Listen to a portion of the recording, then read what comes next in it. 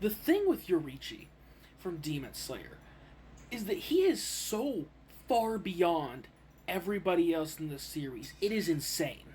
The character Muzan is so far beyond most of the cast in 1v1s that even after five doses of poison, the dude is still taking on some of the strongest characters the verse has to offer and leaving them maimed, if not dead.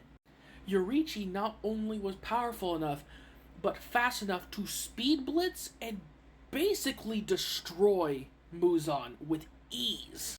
And the thing is, Muzan, when he fought Yoriichi, was 500 years old. So, he had plenty of experience. The dude was strong. The man speed blitzed and cut Muzan to such a degree that by the time Muzan hit the ground, he was in multiple pieces.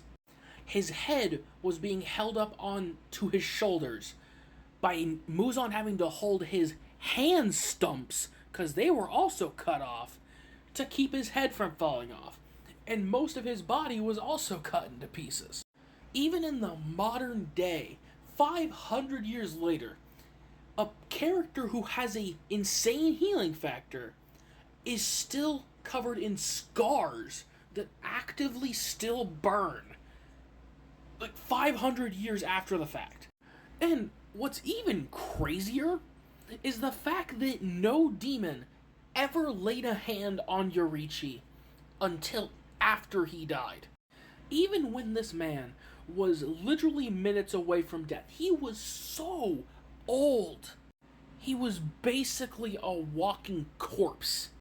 Yet, he still was so powerful and so fast that Upper Moon 1, Kokushibo, was already established as the second strongest demon in the entire world. By this point, got speed blitzed and almost got his head chopped off. And it was outright stated by Kokushibo himself that if a second attack had come, he would have died. And literally, the only reason that second attack didn't happen was because Yoriichi died of overexertion of his body. This dude was so overpowered, it took nothing short of old age to strike him down in a world with countless amounts of demons. Like, no joke, I can't even think of another series where there is a character this far beyond the end of series villain. Sure, there are probably some examples, but the fact that it's so slim to think of this large of a gap between the main villain of a series and a singular character is absolutely insane to think of. Yoriichi is on such a different level that even if, like, no joke, even if you put all Upper Moons, every single one that we've had in the series, at the same time, the dude would solo all of them in the time it took you to say his name. He has Muzan so terrified, he nearly had a heart attack just seeing earrings that look the same as his. Upper Moons, who just have his blood coursing through them, get scared at the thought of him.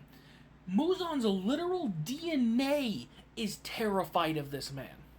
There is no other anime character I can think of in universe that has this kind of advantage over the endgame villain. I just can't think of any where there is this such an insurmountable gap between one character and literally everybody else in their universe.